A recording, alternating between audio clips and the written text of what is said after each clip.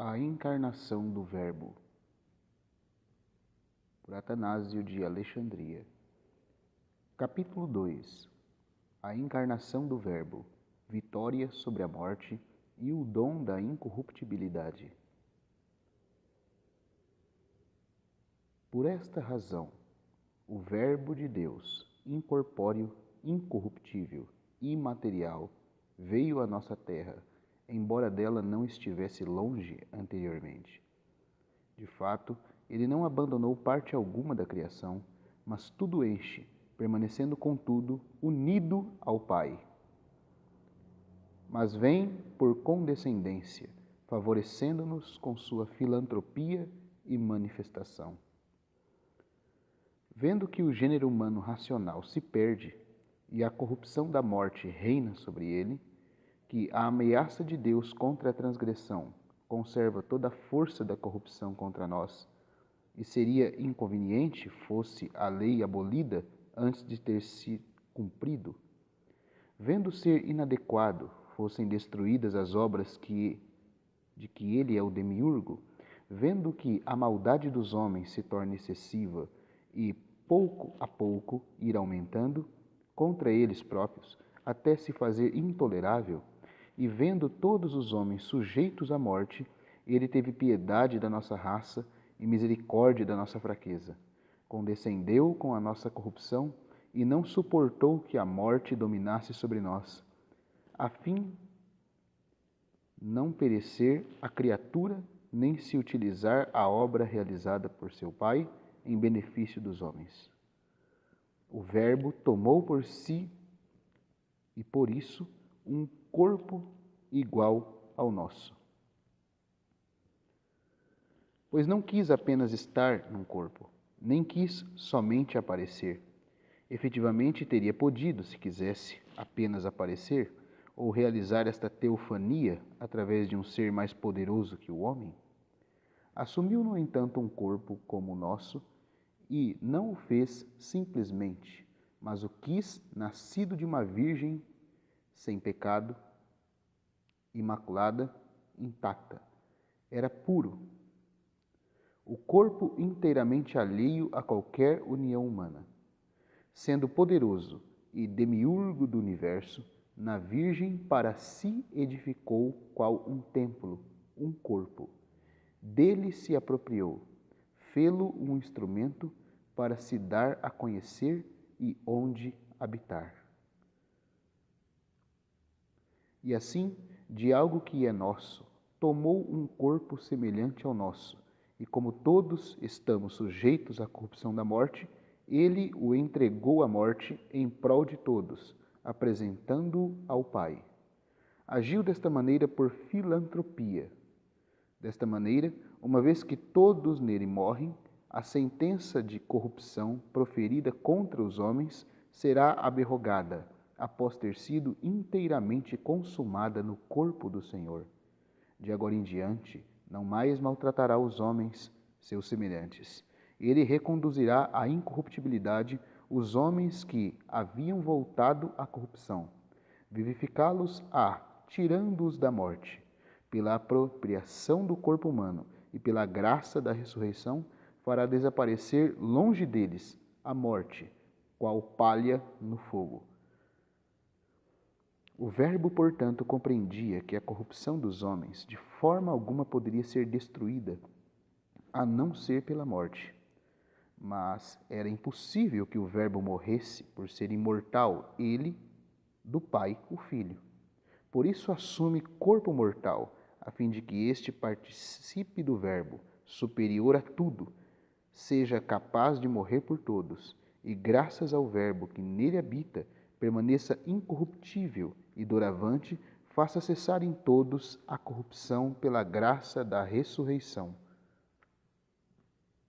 Por conseguinte, qual sacrifício e vítima imaculada, oferece à morte o corpo que assumiu, e logo faz desaparecer a morte de todos os corpos idênticos ao seu, através da oferta de vítima correspondente. É justo que o Verbo de Deus, superior a todos, ao oferecer seu corpo, templo e instrumento qual resgate por todos, solva nossa dívida por sua morte. Deste modo, unido a todos os homens pelo corpo semelhante ao deles, o Filho incorruptível de Deus pode justamente a todos os homens revestir da incorruptibilidade, segundo a promessa da ressurreição. E a própria corrupção da morte não vigora mais contra os homens, por causa do Verbo que entre eles habita através de corpo individual. Se um grande rei entra numa cidade importante e habita uma das suas casas, esta cidade se considera honrada em extremo. De então em diante, nem inimigos nem bandidos avançam para devastá-la. Ao contrário, é tida por merecedora de todas as atenções por causa do rei que habita somente uma das casas. Igualmente acontece com o Rei do Universo.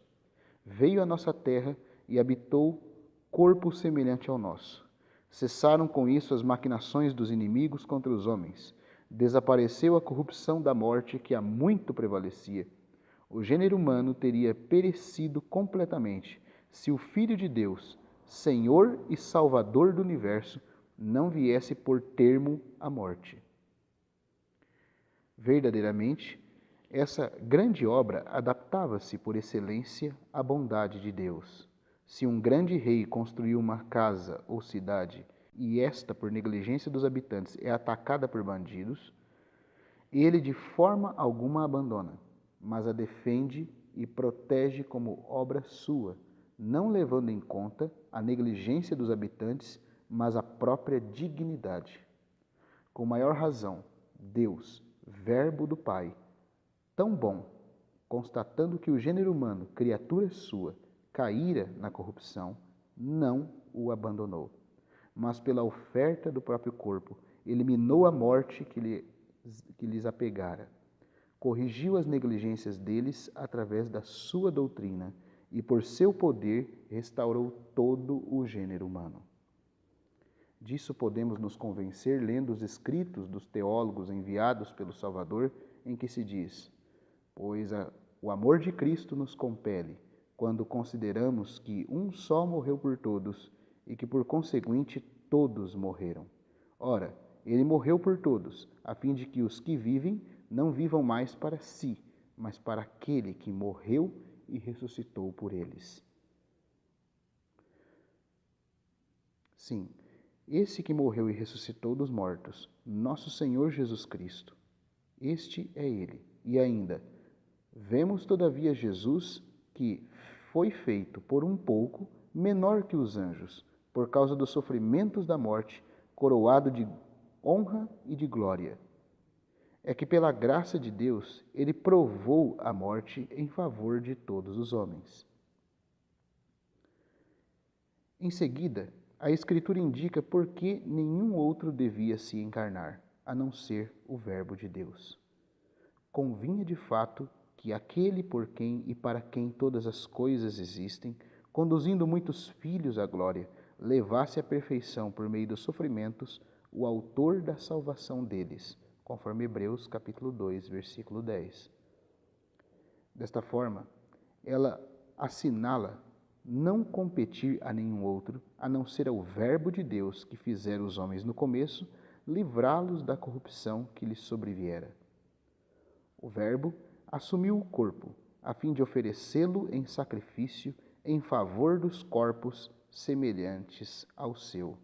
Isso ensinam as Escrituras ao dizer: uma vez que os filhos têm em comum carne e sangue, por isso também ele participou da mesma condição, a fim de destruir pela morte o dominador da morte, isto é, o diabo, e libertar os que passaram toda a vida em estado de servidão pelo temor da morte. Com efeito, pelo sacrifício de seu próprio corpo, ele pôs termo à lei que pesava sobre nós, renovou-nos o princípio da vida, deu-nos a esperança da ressurreição. Pois se por meio dos homens a morte os dominou, em compensação, pela encarnação do Verbo de Deus, a morte foi destruída e a vida surgiu novamente segundo afirma o apóstolo portador de Cristo, ao dizer: com efeito, visto que a morte veio por um homem, também por um homem vem a ressurreição dos mortos. Pois assim como todos morrem em Adão, em Cristo todos receberão a vida. De acordo com 1 Coríntios 15, verso 14 a 15. Agora não morremos mais como condenados, e sim devemos despertar dentre os mortos, e esperamos, assim, a ressurreição universal, a qual Deus nos mostrará no tempo oportuno. Ele que a operou e com ela nos agraciou. É a primeira causa da encarnação do Salvador. Aprendamos também, em seguida, quanto foi justificada sua benevolente vinda até nós.